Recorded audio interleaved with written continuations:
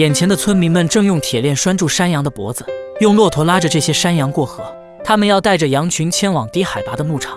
迁徙过程中，一只羊溺水了，牧民不断尝试着救醒这只羊。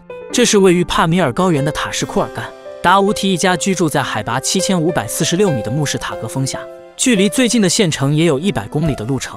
达乌提一家四世同堂，一大家子正在一起吃晚餐。他们以牧羊为生，300多只羊是全家人生活的全部来源。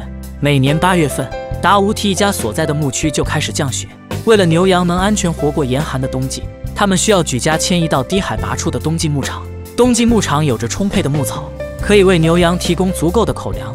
在塔吉克族的传统里，秋季转场是一件非常隆重的事情，他们需要长途跋涉穿山越岭才能抵达目的地。达乌提的父母已经上了年纪，他们将不随大家进行转场。老人们非常不舍，因为此次分别就是半年时间。老人亲吻着小孙子，送别时眼里流出了惜别的泪水。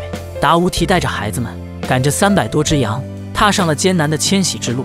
路上遇到较窄的河流，他们用树枝和石头搭建临时桥梁，供羊群通过。此次行程长达100多公里，他们需要翻过高山，从海拔5000多米高迁移到海拔2000多米的牧场。没过多久，他们被一条宽阔湍急的河流挡住了去路。山羊生性怕水，牧民们只能用铁链挨个拴住山羊的脖子，用骆驼快速拖行过河。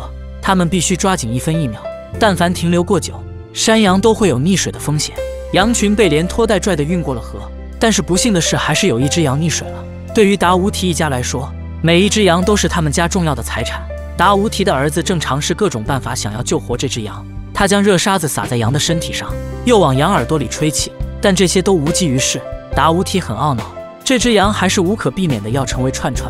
行走在山石嶙峋的路面上，大人小孩每天都需要走上10几公里。到了夜晚，他们搭建起一个临时的围栏，保护羊群，避免它们乱跑。一家人则席地露宿。达乌提有着几十年的转场经验，这条路上的每一个棱角他都清楚。但是在恶劣的天气和极差的路况下，他们必须全家人齐心合力。10天后，他们来到了一路上最艰险的一段路，这是一段长达5公里的山路。骆驼已经爬不上这样的陡坡，只能借助牦牛。抬头向上望去，这座山犹如直插云霄，堵死了他们前进的路，是一条名副其实的登天之路。这样的路对孩子们尤其不友好，小孙女的脚就卡在了石缝里，不断哭喊着呼唤大人，但即使再艰难，也只能哭泣着向上爬。在山顶最高处，放眼望去，都是白茫茫的雪峰，仿佛这里已经是天的尽头。经过12天的长途跋涉，他们终于抵达了牧场。他们将在眼前这片绿色的牧场度过漫长的冬季，然后在来年春天返回高海拔的夏季牧场。在这片无限接近天空的山地上，塔吉克人始终坚持着祖先传承1000年的游牧方式。